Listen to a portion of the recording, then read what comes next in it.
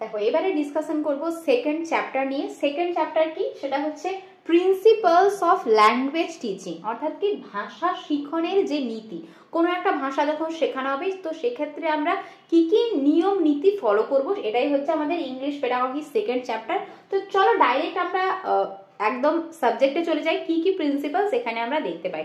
প্রথমেই দেখো যে প্রিন্সিপালটার কথা বলা আছে হ্যাবিট ফরমেশন। দেখো কোনো একটা যখন নিয়ম বলো বা কোনো একটা ল্যাঙ্গুয়েজ শেখানো হবে, কোনো একটা প্রথাগত ধরো শ্রেণীকক্ষে, এখানে ল্যাঙ্গুয়েজ লার্নিং এর ক্ষেত্রেই তো বলা হয়েছে বা টিচিং এর ক্ষেত্রে বলা হয়েছে। তো প্রথম একটা টিচারের ডিউটি কি হবে, তিনি কি করবেন, কোনটার উপরে ফোকাস করবেন, হ্যাবিট ফরমেশনের ক্ষেত্রে, মানে তাদের একটা অভ্যাস করে তুলবেন।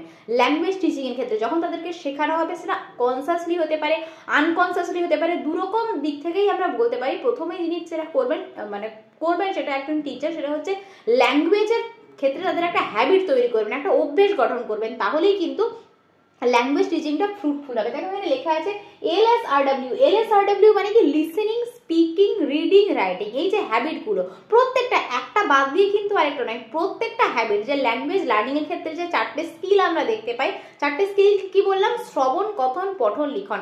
তো এই যে স্কিলগুলো থাকে, এর যে হ্যাবিটসগুলো তাদেরকে গঠন করতে হবে, কনসাসলি হতে পারে বা আনকনসাসলি, দুটো প্রক্রিয়াতেই কিন্তু তাদের হ্যাবিটটাকে গঠন করতে হবে। তো এটাই হচ্ছে আমাদের ফার্স্ট প্রিন্সিপাল আমরা বলতে পারি। সেকেন্ড প্রিন্সিপাল দেখো কি বলছে, প্র্যাকটিস এন্ড ড্রিল, অর্থাৎ কি তাদেরকে প্রচুর প্রচুর প্র্যাকটিস করাতে হবে, ড্রিল করাতে হবে। যত বেশি প্র্যাকটিস করানো হবে, বলে না প্র্যাকটিস মেক্স পারফেকশন, অর্থাৎ কি এই যে ল্যাঙ্গুয়েজের যে স্কিলগুলো রয়েছে তারা যত বেশি শুনবে, তারা কি শুনলেই তার মানে বলবে, এবং ভালোভাবে পড়লেই কি লিখতে পারবে। দেখো একটা অপরের সঙ্গে কানেক্টেড, তাই তাদেরকে কথা বলার সুযোগ দিতে হবে, তাদেরকে লেখার সুযোগ দিতে হবে, তাদেরকে বলার সুযোগ দিতে হবে।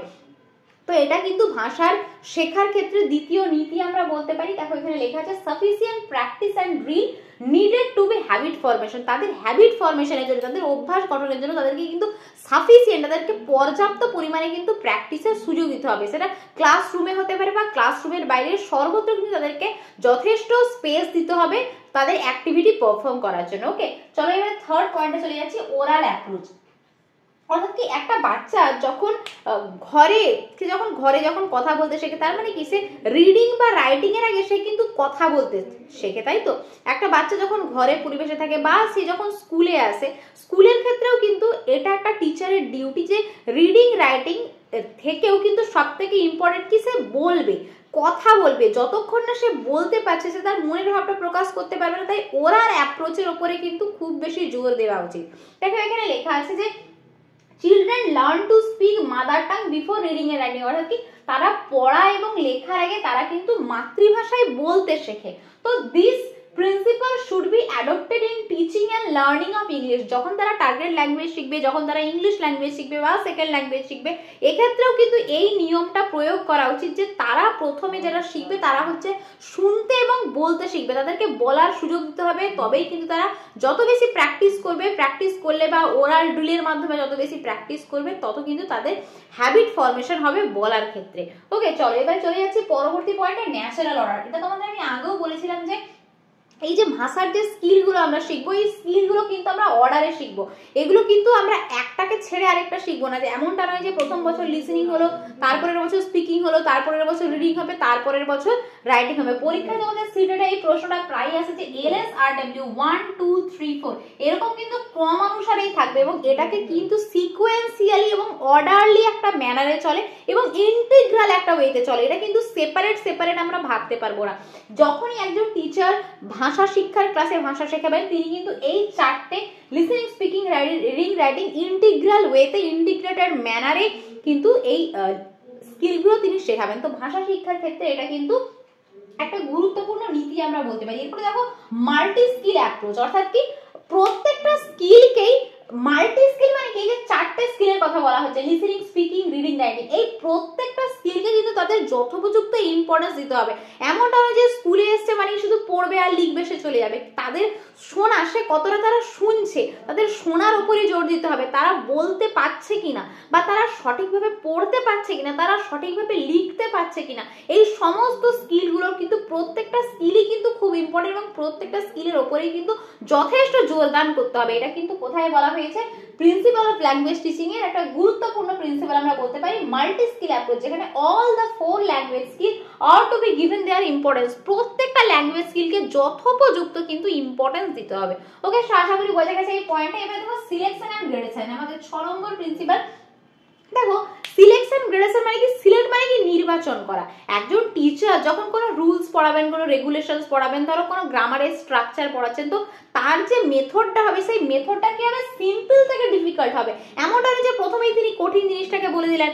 এই যে প্রসেসটা চলবে এটা আমরা আরো বলতে পারি যে জেনারেল টু স্পেসিফিক। এটা তোমাদের আগেও বলেছি আমি, জেনারেল টু স্পেসিফিক, অর্থাৎ কি প্রথমে সাধারণীকরণ করবেন, তারপর সেখান থেকে স্পেসিফিক দৃষ্টান্ত তাদের সঙ্গে তুলে ধরবেন। ঠিক আছে, তো মোটামুটি ভাবে সিলেকশনের ক্ষেত্রে যেটা বললাম যে প্রথমে সহজ থেকে কঠিন, তাদের কংক্রিট টু অ্যাবস্ট্রাক্ট, তাদের সিম্পল টু কমপ্লেক্স অর বা নোন টু আননোন, এইরকম ভাবে কিন্তু প্রসেসটা তাদের চলতে থাকবে। সো এটা আমাদের একটা গুরুত্বপূর্ণ প্রিন্সিপাল বলতে পারি। এরপর দেখো সিচুয়েশনাল অ্যাপ্রোচ। সিচুয়েশনাল অ্যাপ্রোচ মানে কি?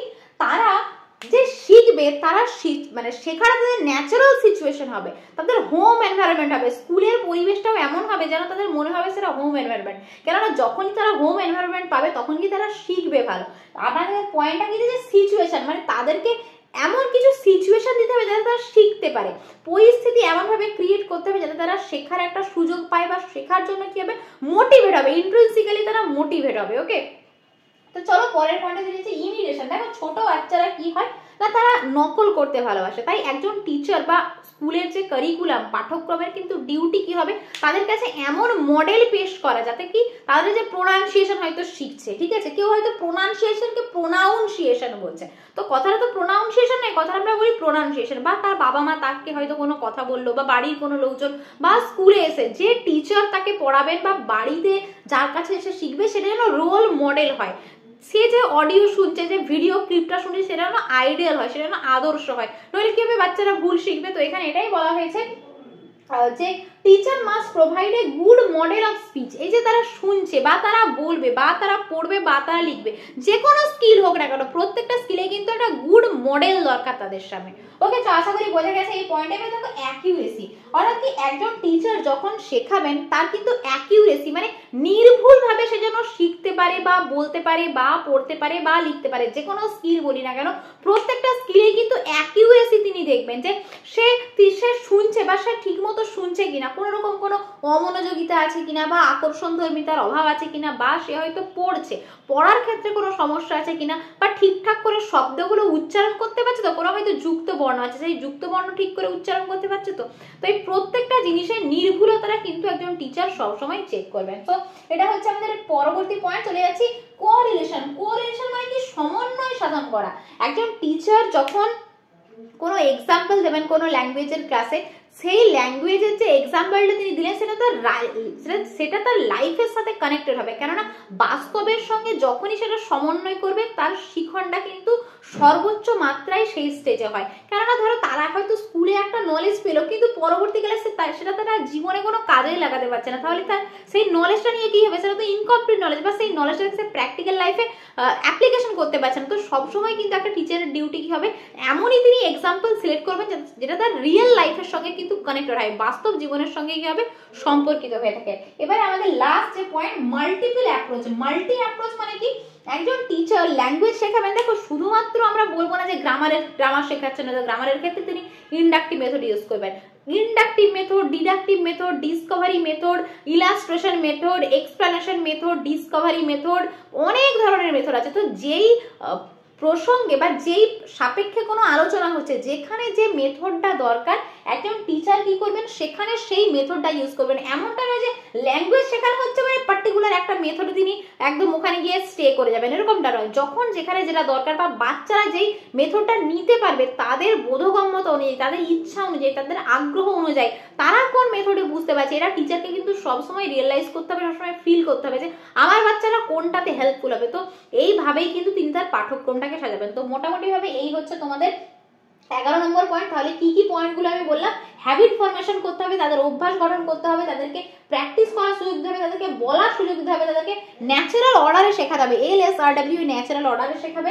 এছাড়া কি মাল্টি স্কিল অ্যাপ্রোচ, 4টে যে স্কিল, প্রত্যেকটা স্কিলের উপরেই যথেষ্ট ইম্পর্টেন্স একজন টিচার দেবেন, সিলেকশন করবেন, সিম্পল থেকে কমপ্লেক্সে, জেনারেল থেকে স্পেসিফিকে, নোন থেকে আননোনে, এরকম ভাবে কিন্তু তারা সিলেকশন করবেন স্ট্রাকচার বা কোনো গ্রামাটিক্যাল রুলসকে। এছাড়া কি সিচুয়েশনাল অ্যাপ্রোচ, তারা ন্যাচারাল সিচুয়েশনে শিখবে। তার সঙ্গে কি ইমিটেশনের জন্য একটা গুড মডেল টিচার প্রোভাইড করবেন, তার সঙ্গে অ্যাকিউরেসির উপর জোর দেবেন, রিলেশন করবেন, কোরিলেশন করবেন রিয়েল লাইফের সঙ্গে, এবং কি করবেন, মাল্টিপল অ্যাপ্রোচ ইউজ করবেন। সো মোটামুটি ভাবে এই 10টা 11টা প্রিন্সিপাল করলেই আমার মনে হয় না এর বাইরে থেকে আর কিছু করার দরকার আছে। এখান থেকেই তোমরা কিন্তু প্রশ্ন কমন পেয়ে যাবে। ওকে, সো আশা করি তোমাদের সেকেন্ড চ্যাপ্টারটাকে আমি বোঝাতে পেরেছি।